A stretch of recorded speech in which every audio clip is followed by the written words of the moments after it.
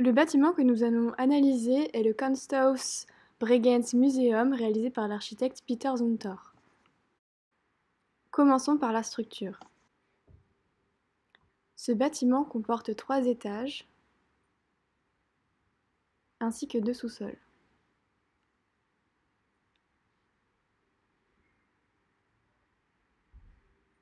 La structure de ce bâtiment est en béton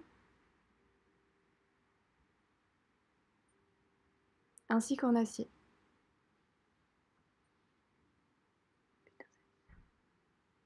Et la façade est en verre. L'architecte a eu la volonté de travailler sur la lumière, ce qui explique pourquoi il a choisi le verre pour la façade. Zoomons sur un étage pour analyser la structure.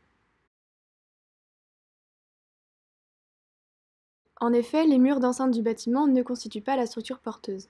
Ces murs ne vont pas jusqu'à toucher la dalle supérieure afin de répondre à cette volonté première de faire pénétrer la lumière de manière diffuse et régulière. Essayons de comprendre avec un plan. Le bâtiment est composé de plusieurs dalles, supportées par 3 murs porteurs. En effet, ces murs de refend sont continus et prennent leur ancrage au deuxième sous-sol, comme nous pouvons le voir sur la coupe à droite. Prenons comme exemple une force qui s'appliquerait sur une façade. Alors, le mur qui lui est parallèle reprendrait cet effort, et cela pour chacune des façades. Pour ce qui est des efforts internes comme la torsion, ces 3 murs suffisent à la reprise. La torsion qui se fait de manière interne joue dans ce sens, tandis que ces 3 murs dans cet autre sens.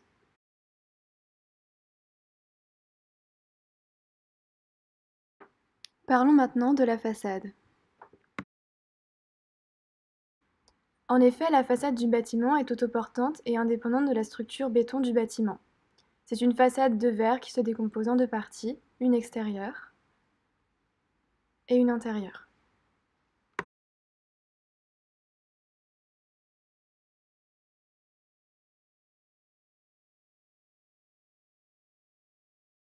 La façade extérieure du bâtiment est une ossature acier qui supporte des panneaux de verre. Les panneaux du rez-de-chaussée reposent sur des consoles métalliques qui laissent un espace entre le sol et la façade, permettant de laisser pénétrer l'air et la lumière.